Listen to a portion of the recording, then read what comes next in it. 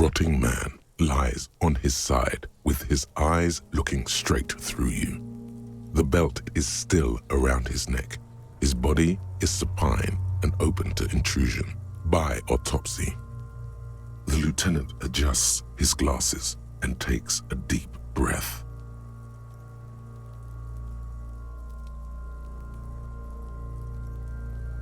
Come on, officer. You know what a field autopsy is. You've done 100 of them.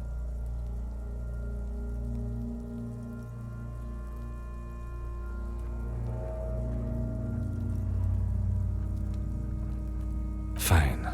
It's a 3-part form to be filled out on the scene by the detectives responsible. One takes notes, the other dictates.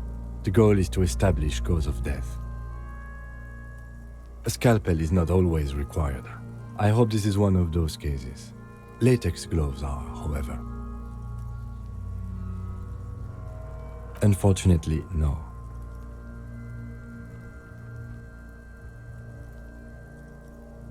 They are better than nothing. Tell you what, I perform the anatomical side of things while you will take notes. In your paperwork, officer, just fill out the field autopsy form.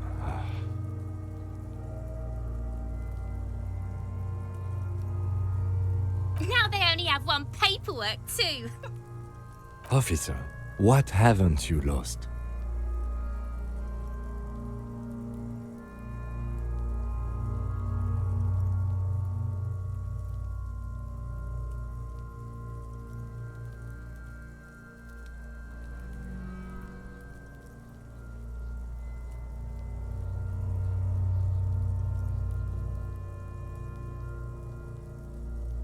Maybe you should. I can give you my paperwork. There's an autopsy form there. Several, actually, but only if it helps move things along.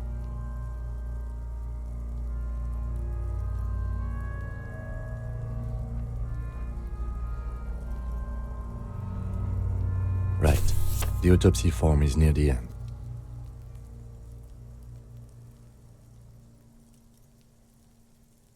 The dead man stares in silence as you crack open the ledger. The bright red paper is covered in boxes and lists, describing the condition of his skin and organs in 3 parts. Above those, an 11-field info form needs filling out first. It begins with,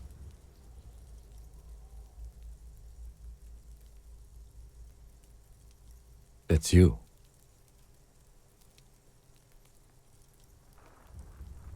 Not an energetic start to an autopsy, I agree. Pig's messed up. Kuno feels pity. Just leave it empty, officer. the corpse lies there, indifferent to your retrograde amnesia. The next box says, KK57-0803.0815. Next. NA.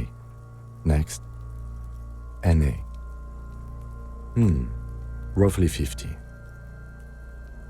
The corpse looks ageless, like meat on a hook, teeming with opportunistic microorganisms, letting out a foul-smelling diamine compound.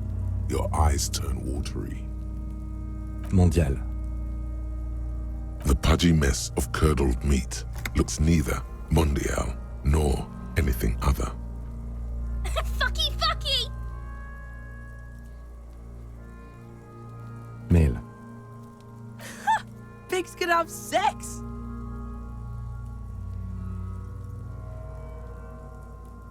Nor does he look male, with his pregnant belly and indistinguishable face.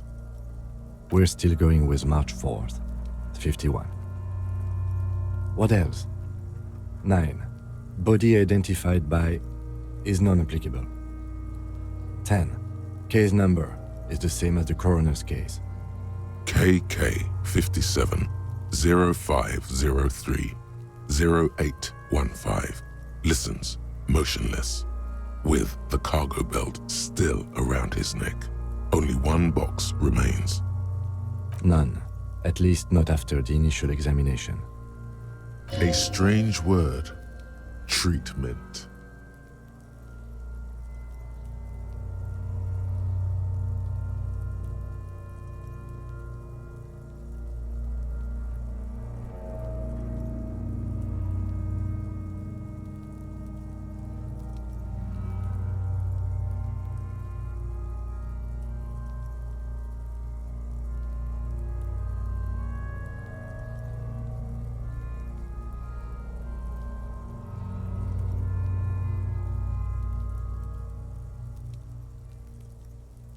interfering with the body's position or wounds post-mortem.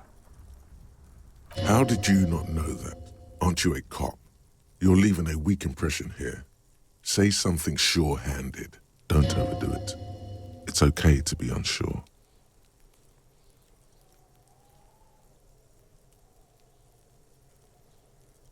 A silent nod. The lieutenant places his gloved hand on the corpse's chest, as if in preparation. Your central nervous system recognizes this gesture. It's the stations of the breath. Ecclesiastic, religious in nature, a holdout from pre-DeLorean burial rites.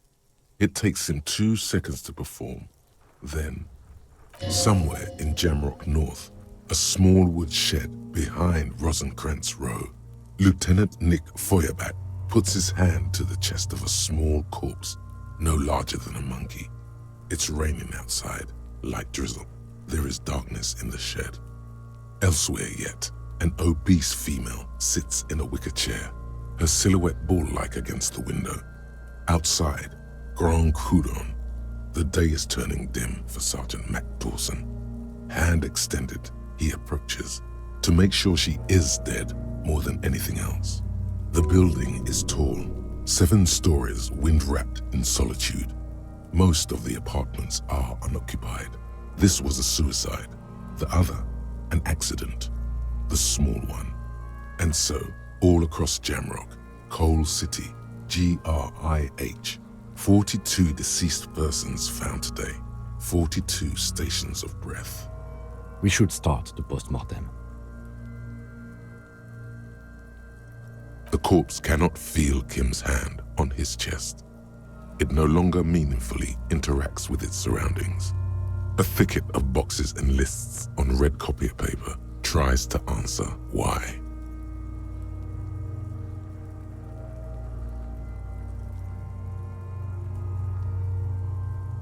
Clothes. The deceased wears armored boots and white briefs. The make of the briefs is Babrodine, I think. Let's see. See, it's happening. Babrodine, yes. Inexpensive. Size M. Color white. The disappointment is palpable. The red-haired thing was expecting something more lurid. The boots are ceramic, vitreous enamel. They are fused to his skin from blood flowing downward post-mortem. Removal of the boots is left for processing. Tattoos. The upper torso is covered in a single, continuous tattoo, resembling a map of the night sky. It reaches from the right shoulder to the heart. The ink is blue and white.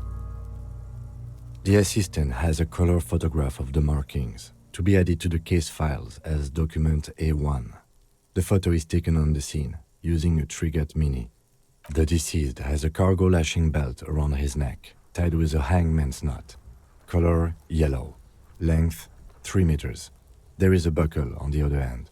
Well-nourished, athletically built, measuring 1.8 meters. Generally consistent with age, about 50. Preservation is good. Ambient temperature, below freezing.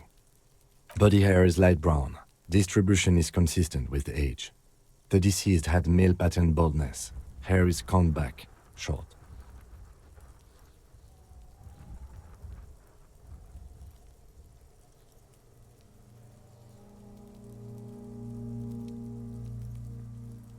Lividity is consistent with hanging. The head is congested. Contusions are present on the head, chest, and thighs, consistent with stones thrown post-mortem. Low velocity. Fucking low velocity? You think Kuno doesn't know what you're talking about? Velocity was fucking max. Talking shit about Kuno's velocity. In addition, there are bite marks on the face, scalp, and chest, consistent with predation.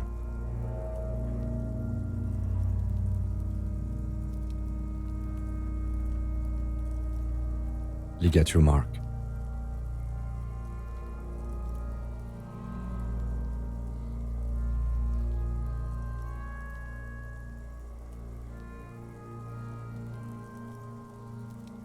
Steel wiring.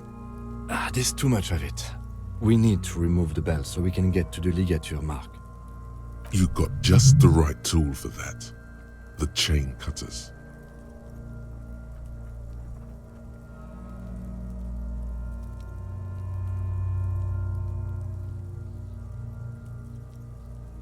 Always good to think ahead. Now, we need to cut the belt to see the ligature mark below. Carefully, with as much precision as you can. See, my pig is gonna fuck his head off. No, he ain't. Your pig's a boring fuck.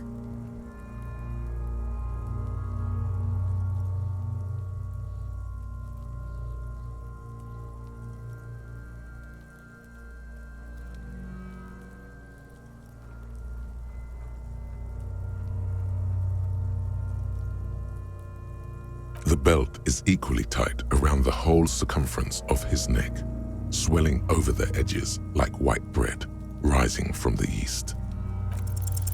You jam the cutters right under the knot. That seems like a smart idea. Yeah, somewhere there.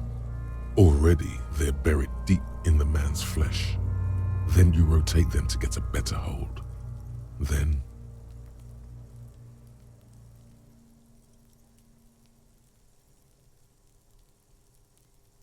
a really, really bad smell is coming from there now, and some kind of cracking sound. Yeah, fuck him. Fuck that faggoty. Corpse fucking time. Told you my pig was hardcore. I should have a go first. I think I have a strategy.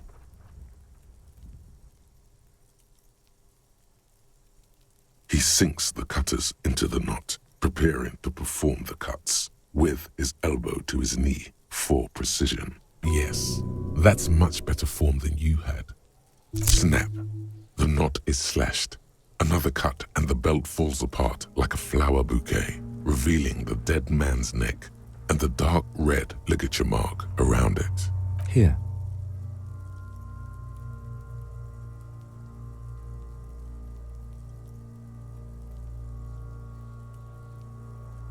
The rope rises to a point, leaving a gap in the ligature mark. The suspension point is in the back of the neck, on the nape. As it ought to. This is where its grip on the curdled meat is gentlest, pulling up. Hemorrhaging is observed on the skin, above and below the ligature mark. The mark is well pronounced, consistent with a drop from 1 or 1.5 meters. Chest is intact, normal contour, abdomen is protuberant, pelvis intact, genitalia... Now, let's get out and see. I fucking knew it. This is clearly what they've been waiting for, ever since the autopsy began. The lieutenant is trying to make it as boring as possible. Genitalia is male and unremarkable. No evidence of injury. Back is symmetrical and intact. Upper and lower extremities are intact, but asymmetrical. There are combat injuries on the right hand, thigh, and hip. Bullets have bitten little pieces out of him. It must have been excruciating, especially the hip. Before you is a temple of pain that knew little tenderness in life. In addition, I see smaller, residual scars, too numerous to count, covering about 30% of his skin.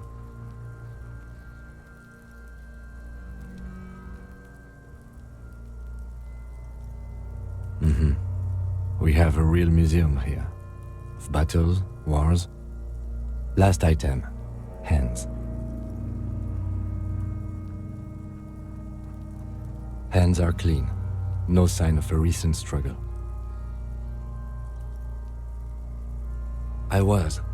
Maybe I'm just not seeing them. Honestly, this stench is making it hard for me to think at the moment. Ooh. That's all for the external. Well done. What next? Central nervous system. I have nothing. Do you have anything on this man's central nervous system? You don't even have a joke.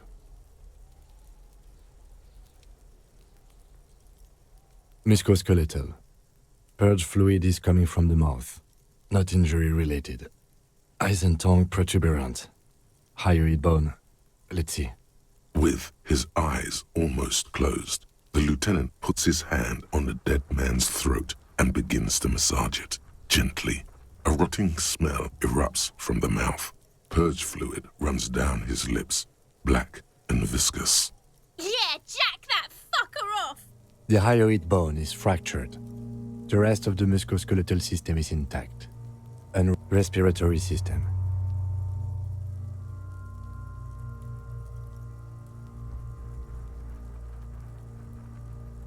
Oral cavity shows no lesions.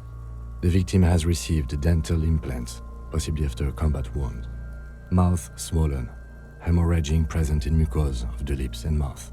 From here, it looks as though the clown-faced man is screaming. The tendons of his jaw are torn apart. Hyoid, ripped from the force of the lieutenant's hands. Hepatobiliary, NA.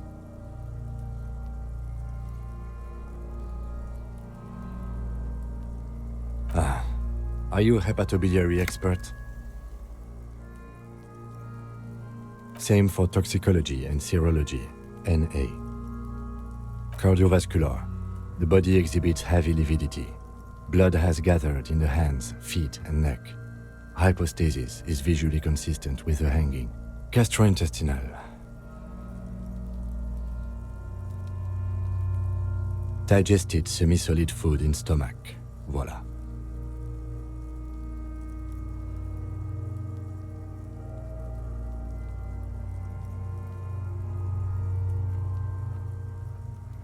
What's next on the list? Let's see. We have bite marks, contusions on the head and chest, and a ligature mark encircling the neck. You'll need 3 feels. Leave a 4th one too. Oh, so we inflicted them?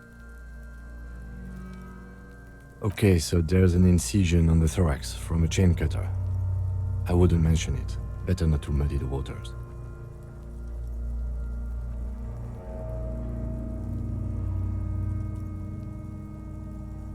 Be pedantic if you like, it doesn't matter. No one else is going to investigate this man's murder. And if they do, such details would only confuse them. See? These pigs are fucking corrupt. Why don't you fuck him if you love him so much? Now, injuries. Head, chest and scalp bite mark injuries. Predation by birds has caused damage to the body. Odontologist does not need to be consulted. And your opinion, officer?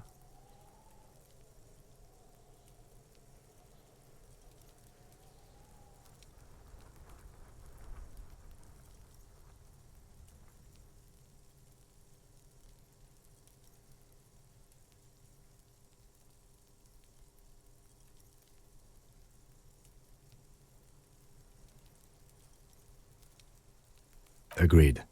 Next injury? So, the scalp bleeds from a post-mortem head injury, a stone. The injury does not have the rim of an early inflammatory response. The perpetrator on the scene has confessed to causing it post-mortem. At maximum velocity, fucko! Has confessed to causing it at maximum velocity. Coagulated blood sticks to his scalp and chest, where the countless stones have hit the dead man. Beneath, the description of injury. 2 boxes. Right. Next. A dark red abraded ligature mark encircling the neck, with a gap on the nape measuring, let's say, 7 centimeters. The hyoid bone is fractured, the cervical column intact. I see hemorrhaging on the skin, above and below the ligature mark. Depth of the mark, 1 centimeter. No signs of clawing on the neck. Below the note, 2 customary boxes wait to be ticked. The man's head jerks to the side. The ring around his neck is visible.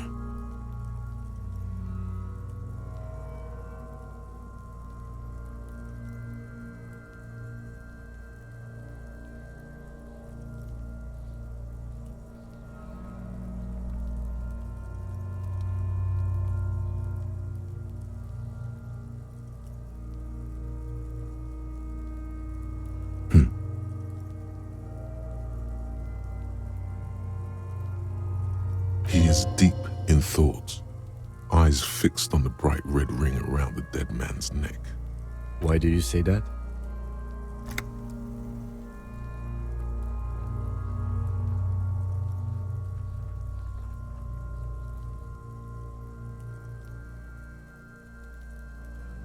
Okay. Why don't you think it was fatal?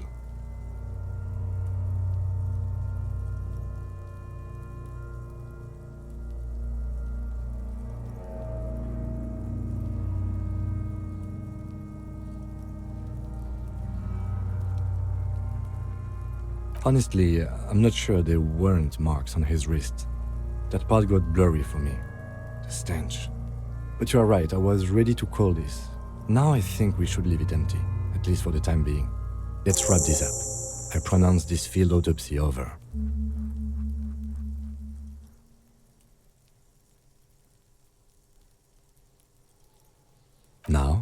Now we put him in a body bag and I drive him to Faubourg for processing. The lieutenant looks at the dead man one more time, then at his notebook, then at the corpse again. He's thinking, did I miss something?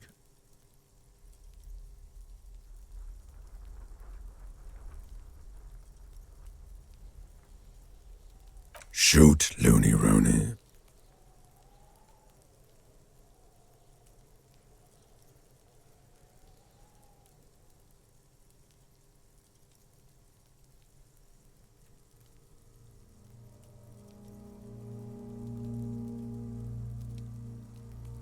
Maybe I was getting my rocks off.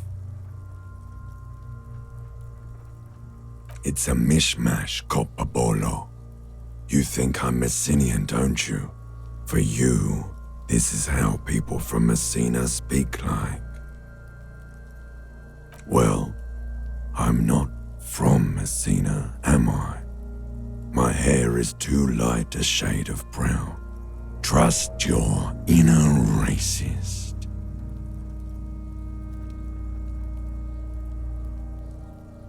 You think I am. You think I was a racist because this lump looks military and has tattoos. That's called profiling.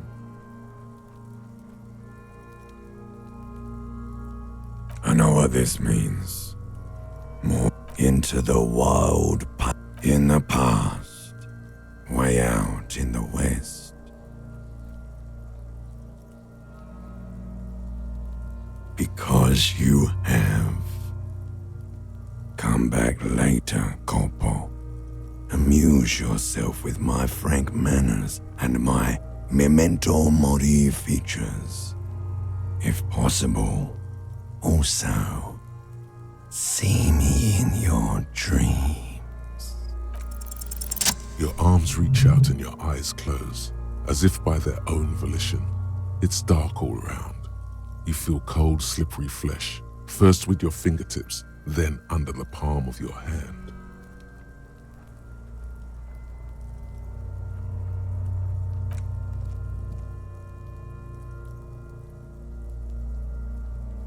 His face, his cheeks, his nose, his fat, swollen lips. Like a spider, your hand crawls over his features. Everything is silent.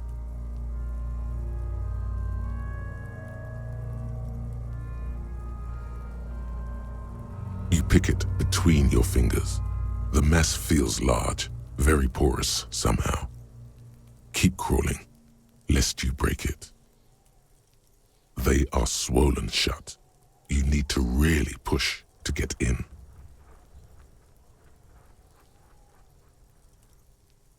You're not far.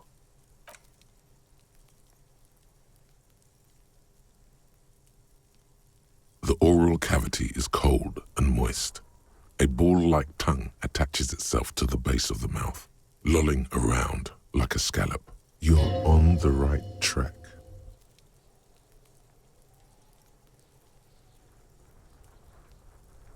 A vision of black and dark red death, pried open by your naked hands and studded with teeth. Looks like he's laughing. Death fumes rising from the throat, and there, in the back of his mouth, above the bell of the uvula, right in the soft palate, you see a hole, barely visible to the human eye. It is swollen shut, almost vanished.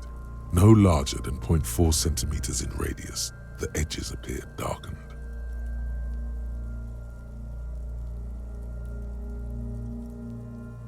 A black trickle of liquid runs into his throat from the wound. Your index fits right in there. A tight tunnel of flesh opens up. Tissue damage. Wide enough for 2 fingers. As you push both in, you reach through his mouth, right into his brainstem. The fuck is happening? Ah, shit, see?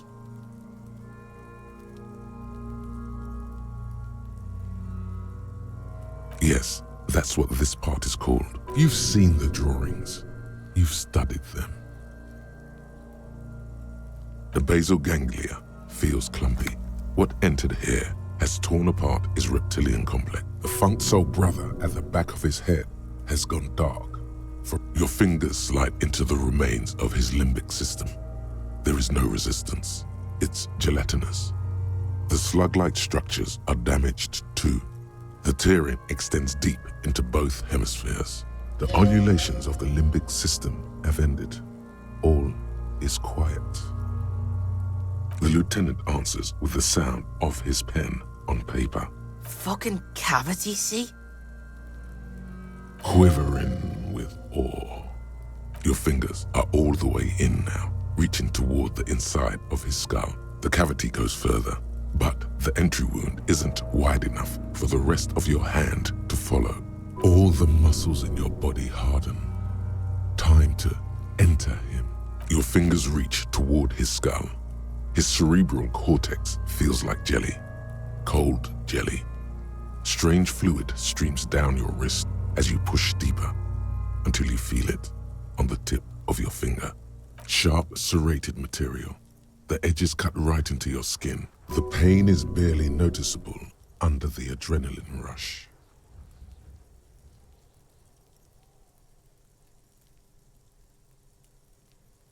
Can you get to it? There's a tiny crack, a protrusion in the cranium, right in the back of his head. Your finger must be pointing straight at it, from the inside. We have the makings of a very small exit wound here. Forget about the fucking exit wound, Beano. The pig is wearing him like a fuck puppet. Her voice is absolutely sizzling with excitement.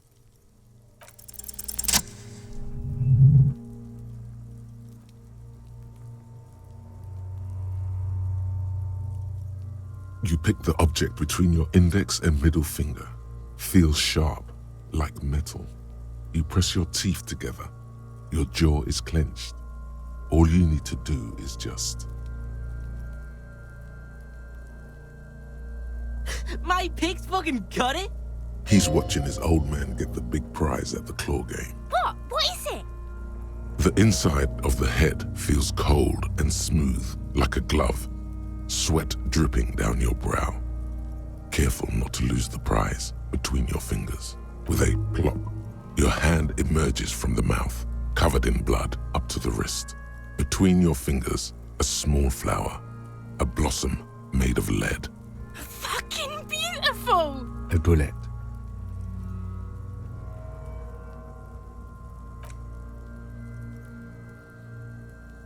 The bullet falls in the bag, leaving a smattering of blood on the plastic. He raises the bag under his eyes and says, A non-calibre. Rifle. Some kind of brittle alloy. Fractured on impact. No, you deserve it. We can log it later. Looks like we need to add one more item to your injury list. Injury number 4. Oval entry wound with an abrasion collar. Soft palate, back of mouth. High velocity. Temporary cavity in brain tissue. Small exit wound on the occiput. How does that sound? Opinion, fatal injury.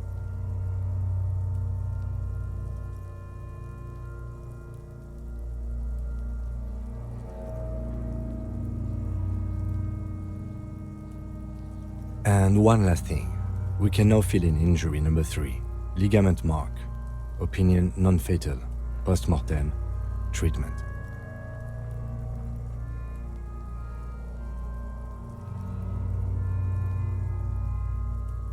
As I said, treatment is an attempt to manipulate the body after death, to hide the real cause with a false cause. In this case, this injury here. Yes, and the belt around his neck, the hanging, even dragging him to the yard. All of it was done after this man was already dead. I have had this doubt since I inspected his hands, officer. There were no signs of struggle, no claw marks on his neck. Why? Why didn't he fight for his life? There have been other signs too, small things. We were right not to assign hanging as cause of death, as the perpetrators expected we would. No such luck for them. We didn't fall for it, he thinks. There's pride in there.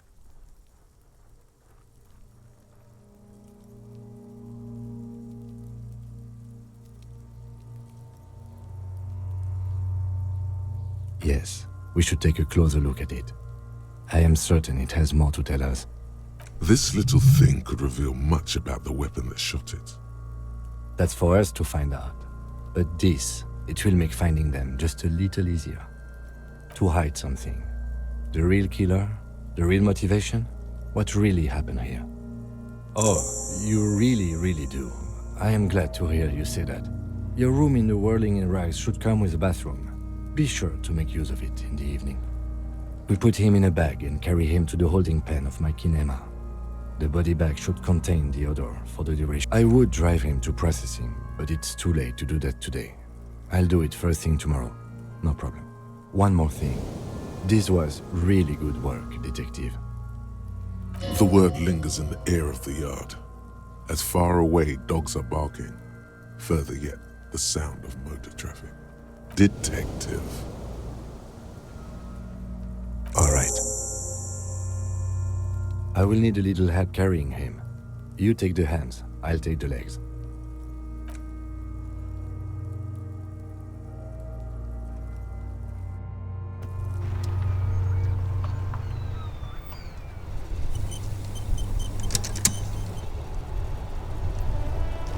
Inside, you see a set of steering levers, a radio microphone, a pull-out toolbox, and the soft glow of the fuel preheater gauge. This is Precinct 57. How may I assist you?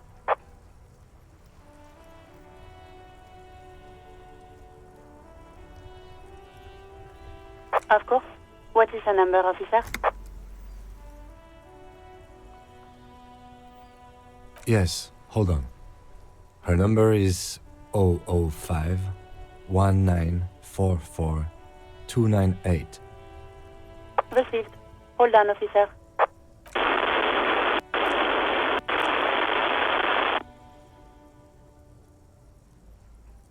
Lieutenant Kitsuragi slowly begins to tap a little rhythm with his right foot. Quite a lot of time has passed. Officer, I have Sylvie Malaika on the line for you. Yes, hello?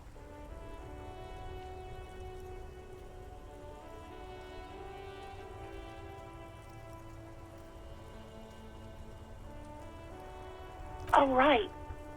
Hello, officer. What can I do for you? You can hear resentment in her tone. She's not thrilled to be talking to you again. There is no resentment in her tone. She wants you to ask her out. No question about it.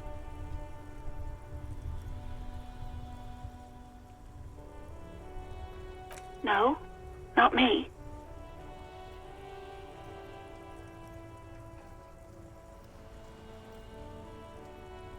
No, sorry.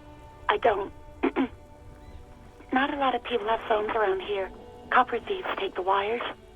People don't have the money to have the cables put in again. They use the Union's phone, or the one on the coast. It was someone else. We'll find them sooner or later, officer. It just might take a while. What? Of course it bothered me. But I thought the Union already knew about the corpse.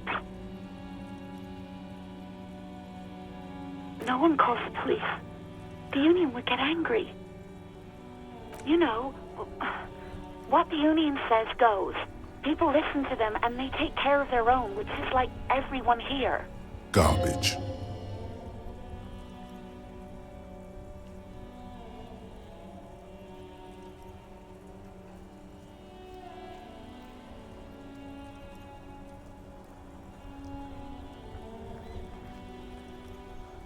Legally, no. In reality, yes. Martinez is de facto policed by the dock workers' union. Words are not necessary to feel the lieutenant's discontent for the situation.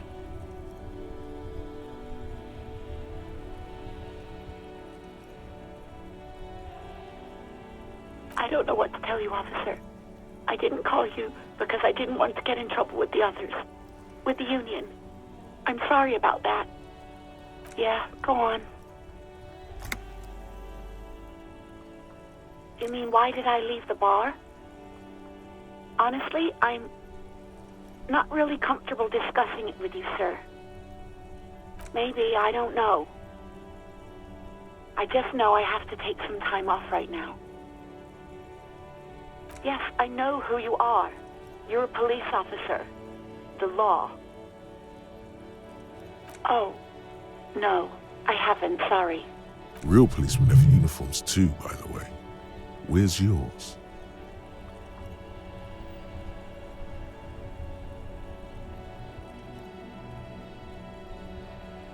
He's in plain clothes, voluntarily.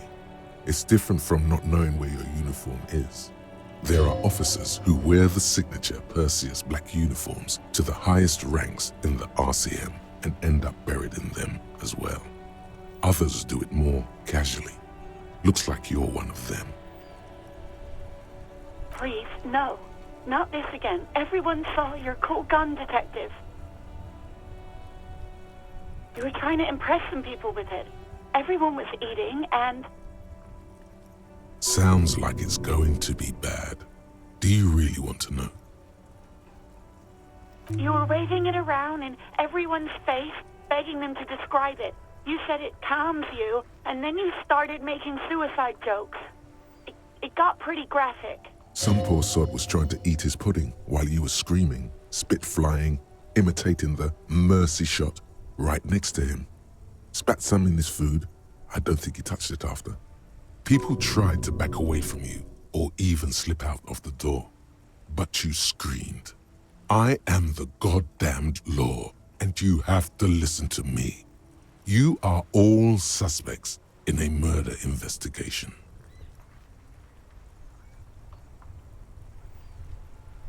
No idea. All I know is next you were waving around money instead, saying things like big bucks cannot lie and guns can't buy money, but money can always buy guns. It almost looked like you pawned it. But believe me, I did not ask. Uniform? I never saw you in any uniform. You had your things on. The disco things. Somewhere in a dank rental apartment, 2 police officers stand in the dark. Trash and liquor bottles cover the floor. Things are not good. One of the men, trying not to slip on old newspapers, makes his way to the window and pulls the curtains apart. Roaches scatter as the light comes in. God damn. Officer Michelle Elfboy Williams speaks to himself. His partner, Sundance Fisher, looks at the patrol uniform he's wearing, then at an identical suit frame on the wall. It's blue and covered in dust. Let's get the fuck out of here. He turns to Williams. He hasn't been here in days. I do hope so. Please, don't call me again. Bye.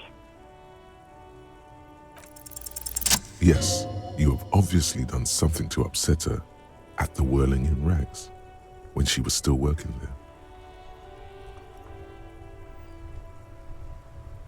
I'm not mad, it's just... You were so drunk and so emotional all the time, and then the skua thing happened. It just made me want to quit. The stuffed bird, the great skua. You threw it against the wall while screaming, "Fuck that bird," and laughing like a maniac. I think you said it had been giving you shit ever since you got there.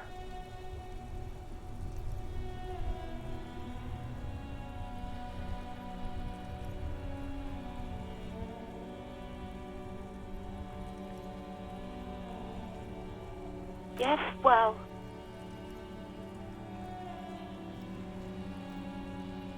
Yes, obviously. You were the worst client I've ever seen. And I have seen so many assholes in this place. I've had sailors fighting, union guys grabbing my ass, kids stealing booze. Once a guy was glued to the karaoke machine every night for 2 months. But you, well, you were worse than all of them. Honestly, you were getting borderline aggressive. Even about little things like not turning down the volume at 3 a.m. I even liked one of those songs you kept listening to on repeat. No more. I hate it now. We Go On by the O.O. I can't listen to it anymore. You've turned it into a parody. To hell with that song. Then there was your room. Your project. An experiment to see how bad it can get in there. I tried to send the cleaner, but you wouldn't let me. Threatened to make me understand. I had no idea what you meant, and I don't want to know. And then you screamed something about how you're a piece of shit human being, and why does anyone even let you work as a policeman? That you'd fire yourself, but you can't even do that. And then I had to deal with your toilet, the one you clogged with police documents, causing water damage downstairs in the kitchen. I won't even mention you waving your gun around, harassing customers, threatening to sing karaoke, threatening to kill yourself. The ones I had to wrench out of your toilet. Damn it, I don't remember what I did to your damn papers. I don't remember every little thing I do. She's worried she might have accidentally done something bad. Then she remembers it's you. Especially when there's a hurricane loose. It's your fault for losing them. Not Something in you wants to immediately forget about this, as if there was a reason you threw them away. No, you really weren't. You were simply the worst.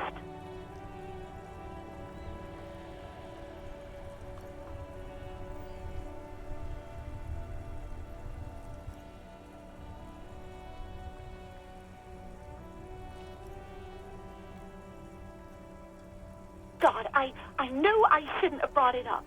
Just try not to call me again, and let's pretend it never happened. All sorts of things. From disco, rock too. So much disco and rock. Which one would that be? Sad? I think the one you mean is the smallest church in Saint-Saëns. Butchered that right up. Interesting. You still have to find it, however. You hear a sigh of relief on the other end of the radio. Wordless, the call breaks. Then, the already familiar voice. Anything else I can help you with, officer?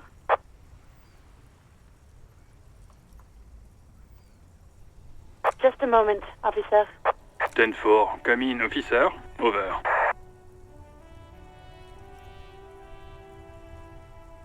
Roger that, 10-10, over and out.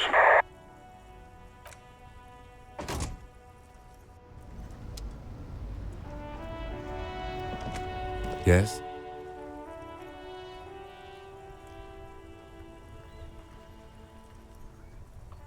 No response. He just arches his brow. Have you tried concentrating on something other than your personal affairs? There is a sudden, harsh edge to his voice, like he's tired of hearing about your personal affairs.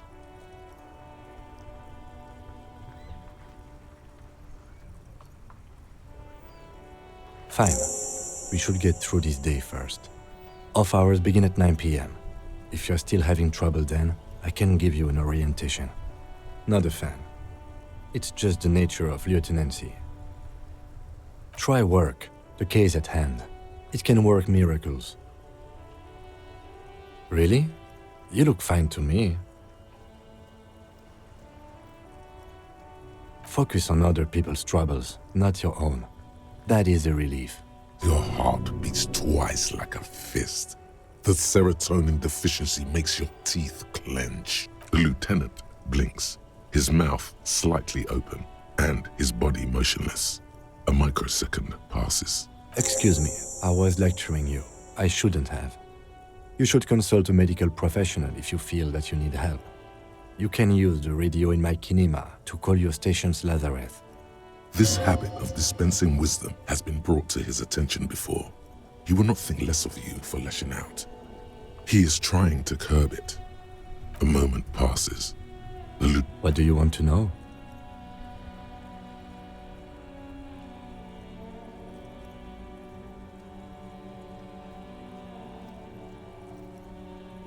I'm afraid you and I are pawns in a pissing competition. His disdain is clear. This man You don't know? I assumed you were in on it.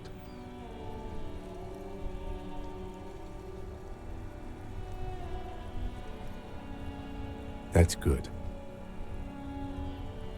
Better still than an imbecile cop-off. It's just stupidity. The cop kind. Our precincts can't decide if Martinez is part of Jamrock or the Industrial Harbor. Yours or mine, as if we somehow own parts of the city. Typical street gang mentality. So we've let the Union make a mockery of law enforcement here, and now it's come to its natural conclusion. Well, sort of. It's less a matter of who gets to police Martinez than who has to. It's an orphan district, in other words. I think the dispatch desk just told both our stations about the hanging. There was quite the brouhaha at the 57th, I can tell you that. Time to settle it, they said. Cop off. But I assure you, I am not their finest or toughest, with 102 cases solved. What I am is least interested in a pissing competition. So he volunteered to represent the 57th, but not out of competitiveness. On the contrary.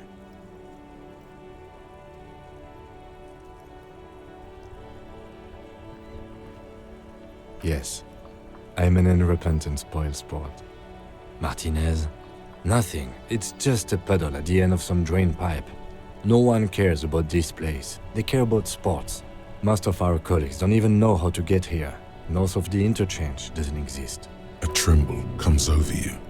Another after effect of ethanol poisoning, perhaps. Feels like leaves do when they rustle in the breeze, somewhere far away, below the turbine. The 41st and the 57th. The lieutenant was right. It's not about who gets what's north. It's about who doesn't.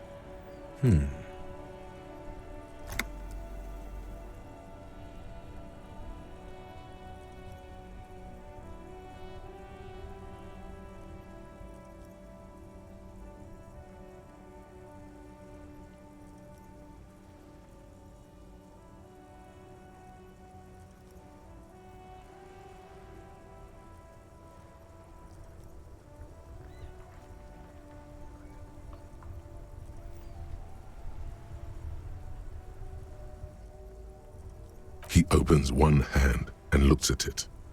A moment passes. Which school do you subscribe to? Mambo or Jambo?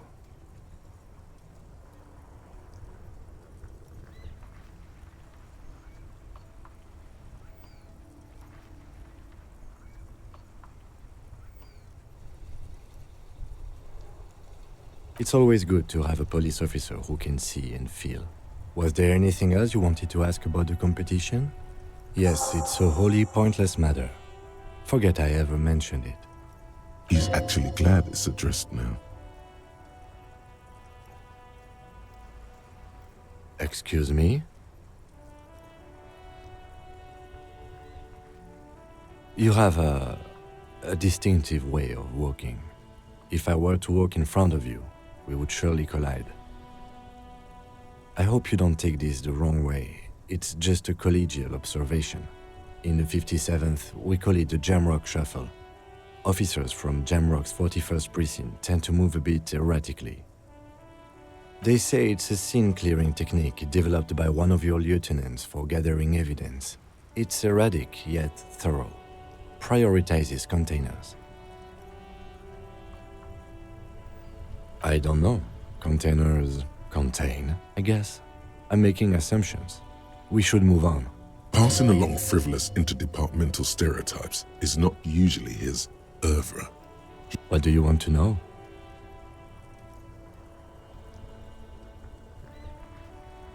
No, it's not a particularly mysterious case. The deceased is a security guard for a corporation involved in a labor dispute. It doesn't take a DeLorean polymath to put the pieces together. I just don't see the case getting more mysterious than that.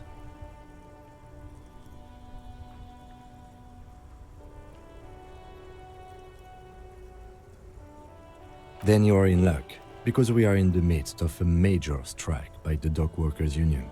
Maybe more than that. The union clearly wants a piece, not just of the industrial harbor, but the Wild Pines Corporation itself. I expect the case itself to be less challenging than navigating these community matters. This district isn't used to the RCM's presence, and the union rarely overplays its hand, as it appears to have done in this case. Ah, yes, the case brief you missed. Now I remember. 3 days ago, the RCM Emergencies Desk received a report about a security guard who was found hanged in Martinez.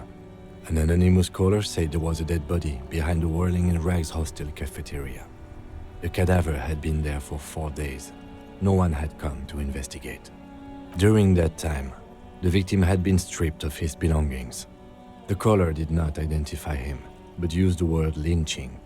There is an ongoing labor dispute between the local dock workers and the logistics company Wild Pines. I was told we should approach the death as part of this dispute.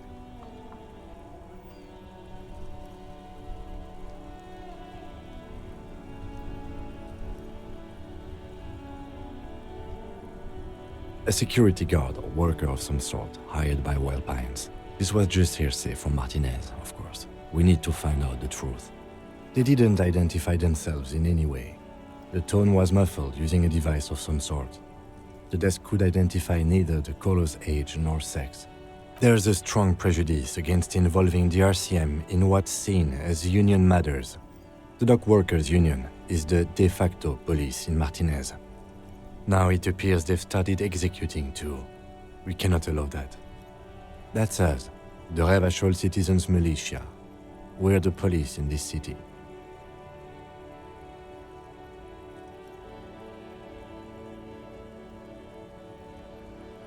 That's right. You mean like a brief? Do you want me to brief you again? There's no reason to wing anything. If you didn't get the brief, that's okay. I did. 3 days ago, the RCM Emergencies Desk received a report about a... During that time, the victim had been stripped of his belongings. Okay then. Was there... Good.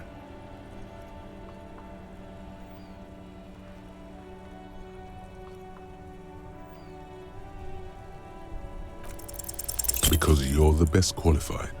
No, that doesn't seem right.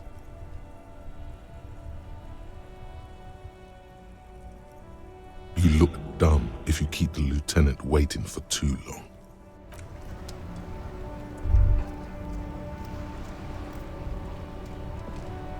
Inside, you see a set of steering levers, a radio microphone.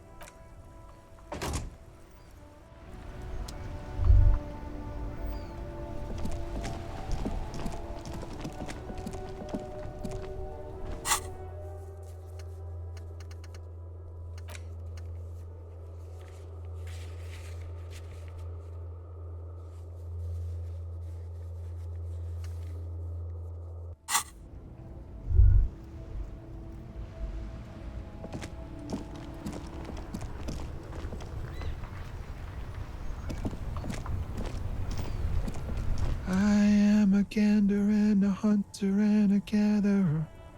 Feel like a traveler from another planet. It's the jam, my man. It's a traffic jam for the ages. Harbor gates up the street are shut tight. No explanation given. Workers on strike, scabs agitating, an all-around clusterfuck. Meanwhile, we're all stuck here in long-haul limbo for days upon days upon days. Feels like forever. Like I was born on this here roundabout and this was all I ever knew. Just me and the metal and the tires, the oil and the fumes of mazout. Yeah, imagine. It's been a whole week already. Behind the laugh, however, a touch of sorrow. So tell me, what do you need?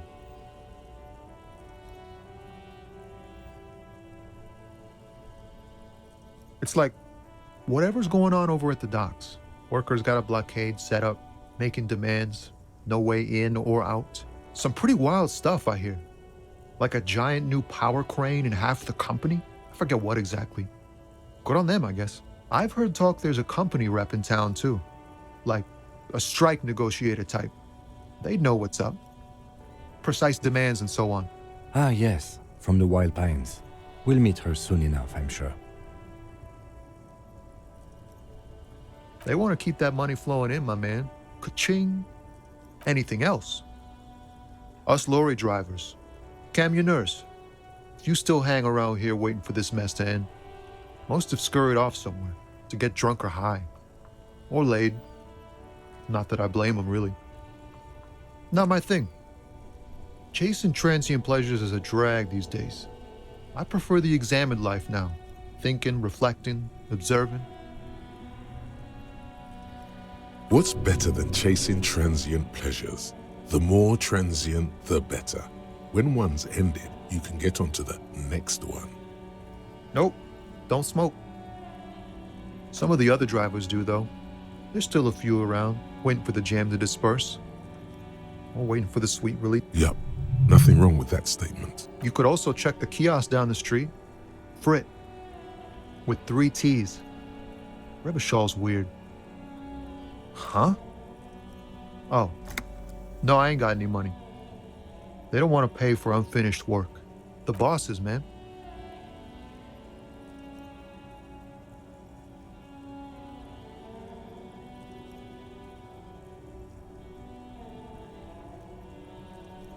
Makes sense. It sucks is what it does.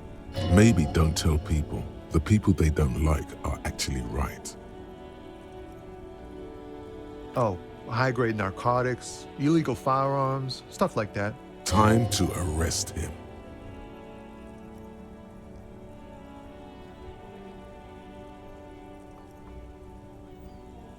Can't even get a few jokes past you, my man.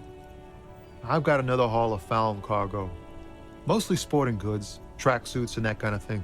They usually get shipped to Grad in the Occident, though we've been making headway in the Il Moran market lately. This rockin' beauty. Sure is, like a rash you can't get rid of. You interested in heavy-duty cargo machinery?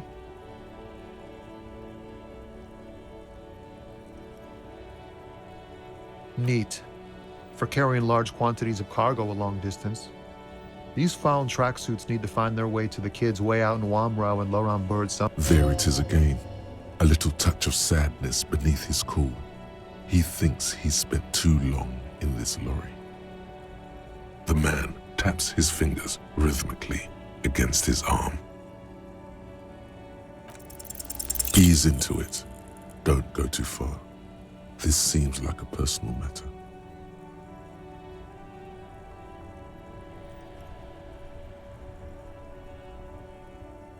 Man, nothing's troubling me. Just the usual Lorriman tropes and hopes, the road and the rhymes. This jam ain't helping either. That all the beans you got, Tommy? Damn, it really is hard to talk, man to man. Don't be a stranger.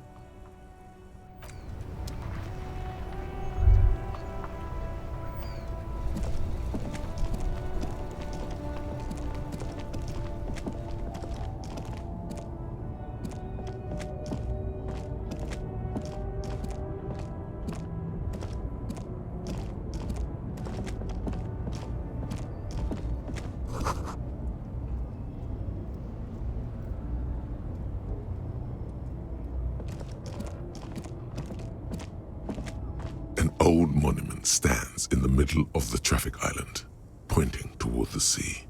It looks as if it's been reassembled piece by piece, secured and mounted in the air with the aid of numerous ropes and rods.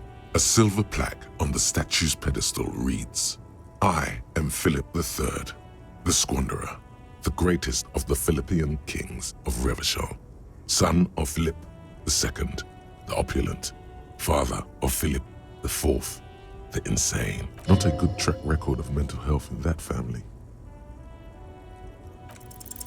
What did he do? You have no idea what you did a week ago. How would you know what this guy did many centuries ago? High above you, The king stands triumphantly oblivious to your memory trouble.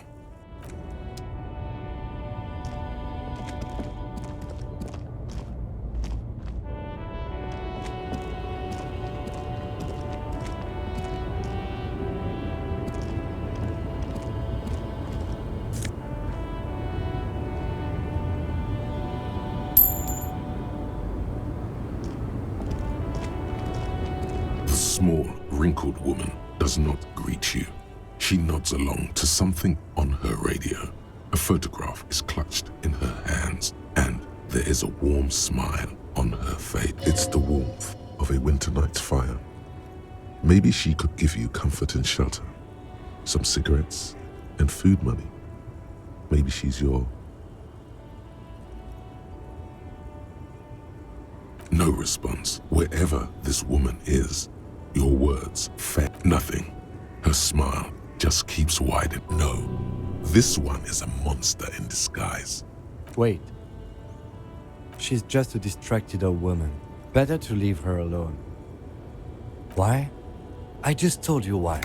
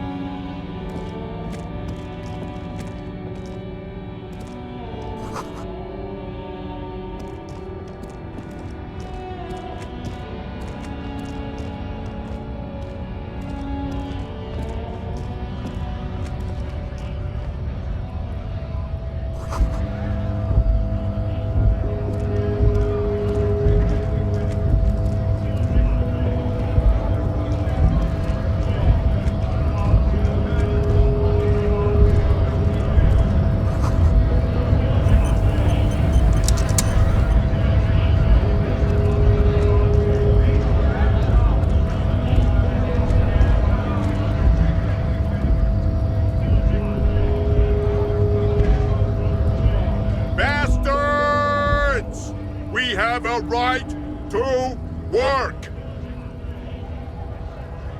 Hold up and stay frosty, everyone. Cops are here. You here to fuck with us? Beat the honest worker down. We're here to fight for a cause. Stripes usually have problems with people who have causes.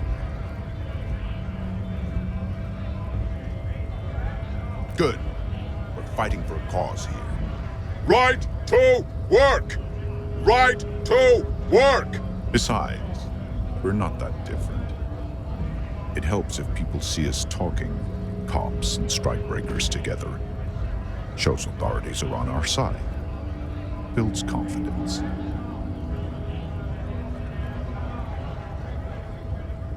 Rights of people, rights of workers, to have gainful employment, to make a salary, and feed their families. Might be time.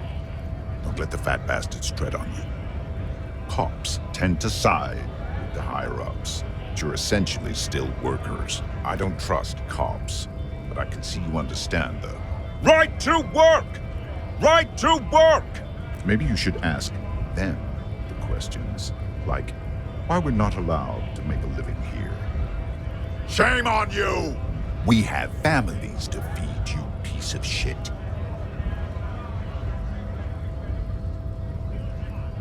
So do we, Scab.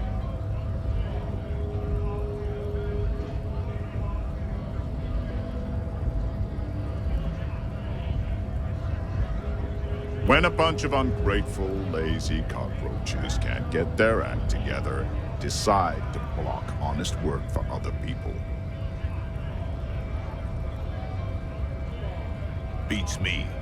They mumble nonsense about boardrooms and workers' rights, while we have the right to work! When the man moves around, you perceive some serious abs underneath his tight-fitting shirt. This man is in shape. There's something odd in the way he carries himself. His set of clothing looks vaguely mismatched. The different pieces of the attire seem ill-fitting. His shirt is far too small and an unpleasantly tight fit, while the overalls, held up by a belt, seem to fit a man with much more corpulence. He ignores your question, choosing instead to turn to the emaciated workers, raising both fists in the air. The clothes are obviously Honest men and women with rights to work, to be useful, not toys for corporate interests. We came here to help the harbor run smoothly in time of crisis. If union fucks don't want work, they ought to let in those who do want work. I have a question. Why do all these men follow your leadership? You think they follow because I'm big and loud? No. They follow the rules of the market, the rules of the economy, because they were given a job to do! You've been talking to him for quite a while now. Something is off with this guy. Ask him where he's from.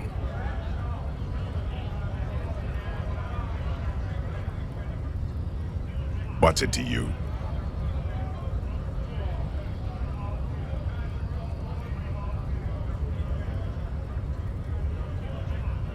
Big mess caused by union greed.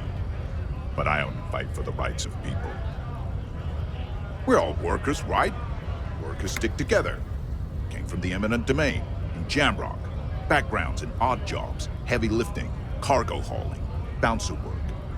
I know the drill. Worked at Territorial. Ring a bell?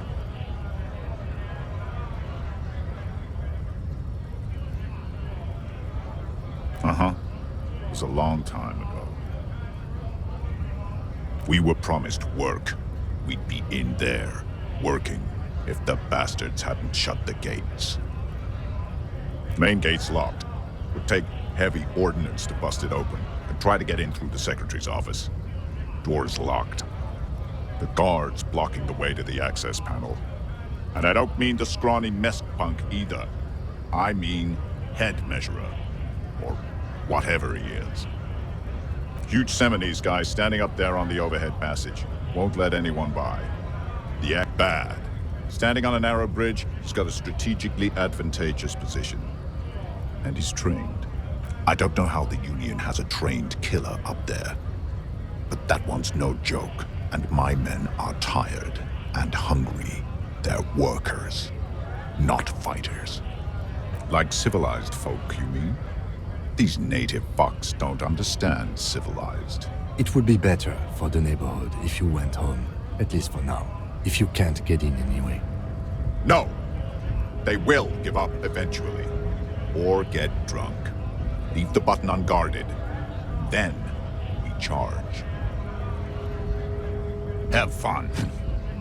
Union shits are on full strike. Don't think they're going to let you through the gates. Why you want to meet that fat asshole? I know nothing about a murder. The mention of a killing sends a barely noticeable shiver of tenseness through him.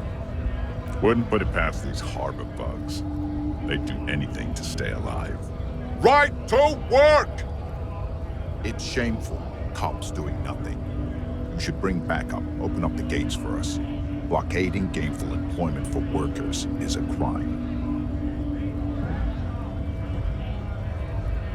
We are not picking a side in this just yet, sir. Pity. Let us!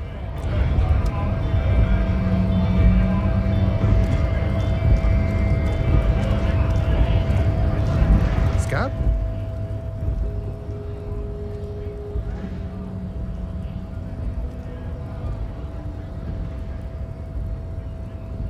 A kind of a worm, content with mere survival.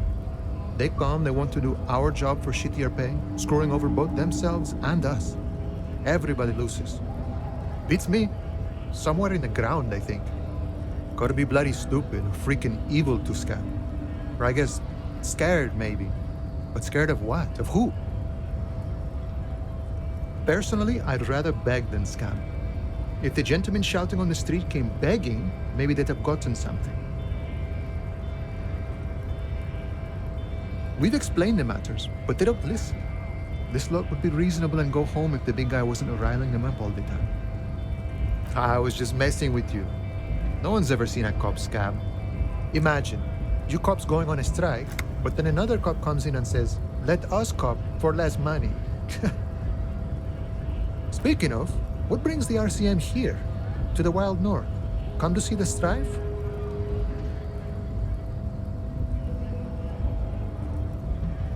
Oh, good, good. What matters do you want to discuss with Everard?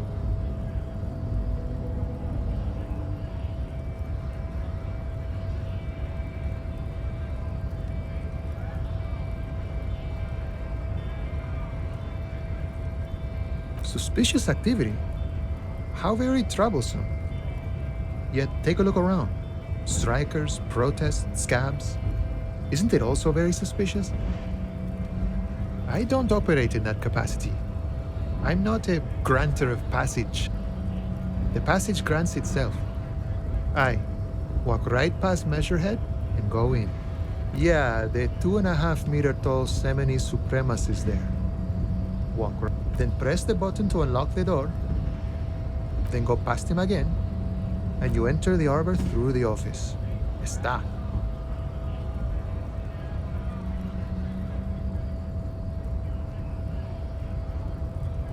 The man whispers a jaunty tune. A coastal breeze ruffles his hair. You know, serious business. I'm sure the big boss will be glad to tell you. You'll have to ask him first. He's a chatty guy. Wants to talk about the strike. Return once you've met the union boss and are on a better footing with the organization.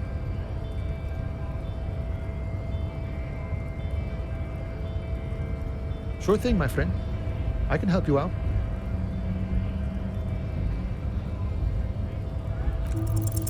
The coin lands into your hand as if it has always belonged there. The swallow returns. Always glad to help out the RCM. Shame, you know, the winter's fat is slowly running out and all. Still better than scabbing, though.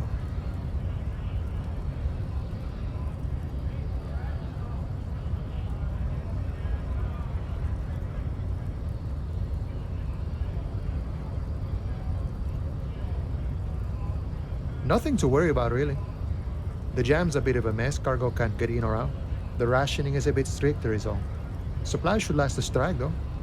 I'm always glad to help out when possible. Not like these slithering scabs.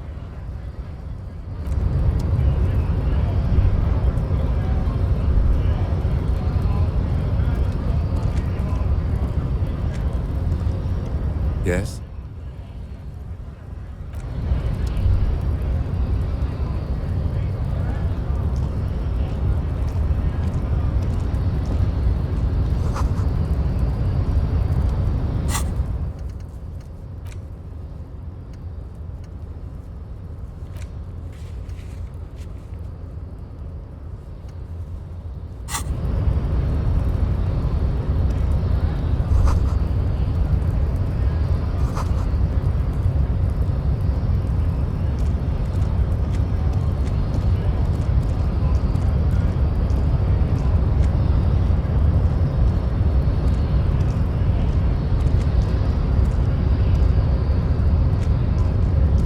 Nobody betrays your degeneracy. Yeah, Measurehead. His body totally betrays his degeneracy. Don't say anything. Size him up first. Are you admiring my morphophysiology? It must be frightening to stand in the shadow of this racial pinnacle. Be calm, I'm Sandwich. You are not in danger because you are not a threat to me. You have succumbed to Al Ghul. You reek of it. An invisible sword of Al Ghul emerges from your throat. You cannot see it, but others can. It is making the woman in my company sick. Yes, Al Ghul. Al Ghul is an ancient Ilmaran poison, a a parasitic fungus that has colonized your race. It is a trick the desert pygmies played on you for humiliating them and stripping them of their land.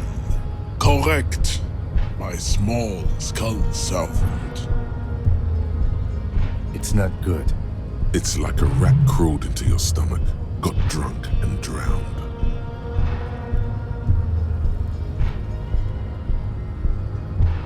Your mouth moves, but the one who speaks is Al-Ghul. You are but a vessel for the Ghul now. Very little of yourself remains. Occidental Haplogroup B4 is done giving orders around here. The influence of the ham sandwich race is waning. Show him the ham still got it.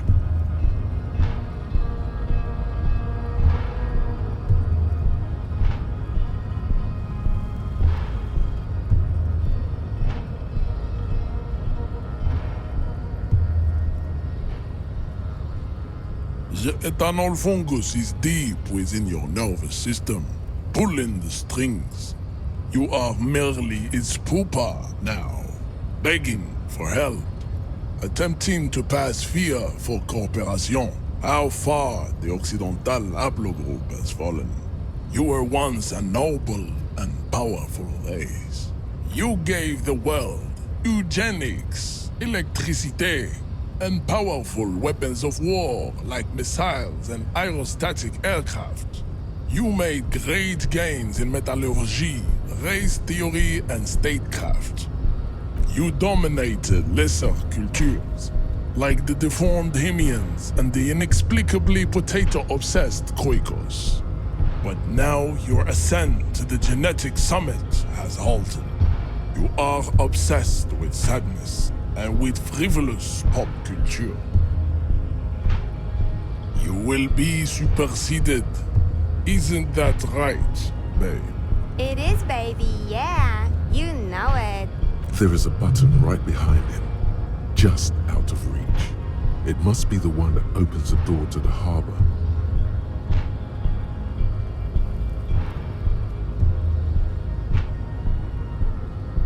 Enough with this begging. You should leave the stage of history with dignity by inviting the other races to a great world war. Bring your troops to the Simonine Islands and to Boogie Street, and we will pulverize you. When you are gone, we will build a museum for you. The walls will be lined with bottles of Al-Ghul, your beloved beverage. Inside, we will store the odes to homosexuality you call art, and your microcephalic skulls. This is your chance. He's talking. Rip into him with a punch and catch him off guard. No, don't rip into anyone. You're sensitive. Remember? Communicate.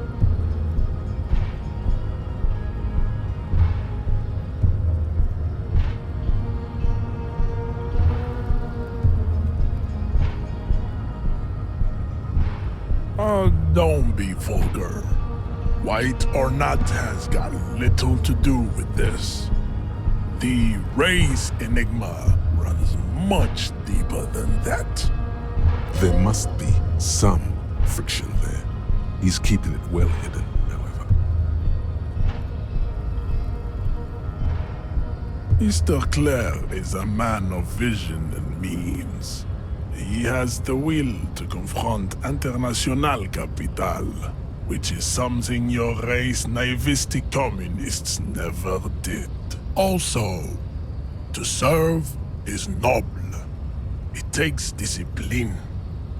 Your petulant individualism has only contributed to your race failure. It is lax and moronic. Jam. Individualism. You have gotten these ideas from degenerate youth culture, have you not? You have picked them up from rock and roll songs? Rock and roll is moribund. Only Khoikos listen to it anymore. There is no life left in it. My people abandoned it long ago. It leads only to neurodegenerative herpes and heroin overdoses. I am not surprised you enjoy it so much. This has happened to many of the side products of the inevitable cultural victory of the Seminoles race. The South Island race, haplogroup A4A. We are the rightful masters of the Insulindian archipelago. We descend from the Areopagites of ancient Pericarnassus and arrived here 4,000 years ago. Millennia before you. We are the future. That is all you need to know. I am a descendant. The narrow streets of Ulumbuir are with me in my genetic dreams. I see young Seminoles women walk into the grey mass on Ile de Fantôme, waiting on immaculate conception from the pale. No, I have heard about it on the radio. He would be appreciative if you did not further chase this line of inquiry in front of the women.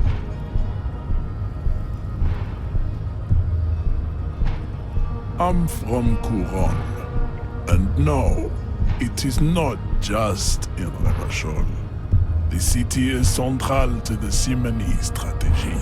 Spreading through its trade networks, our culture will dominate the world. You have heard enough about our phylogenetic secrets for today.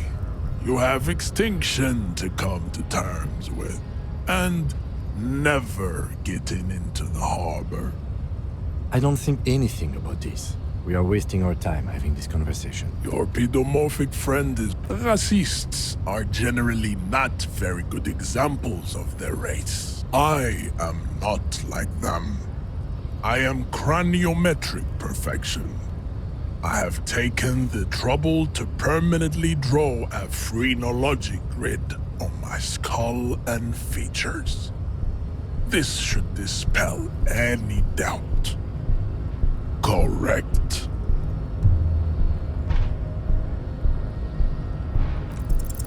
Go ahead. Don't be shy. Just ask for race secrets.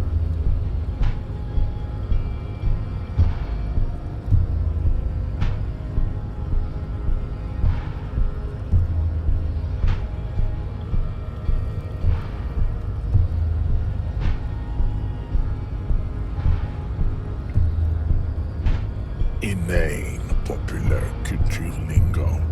It is intellectually uninteresting to sock anything to an infant such as you. We still need to get into the harbor. There's an interview to conduct. There must be another way.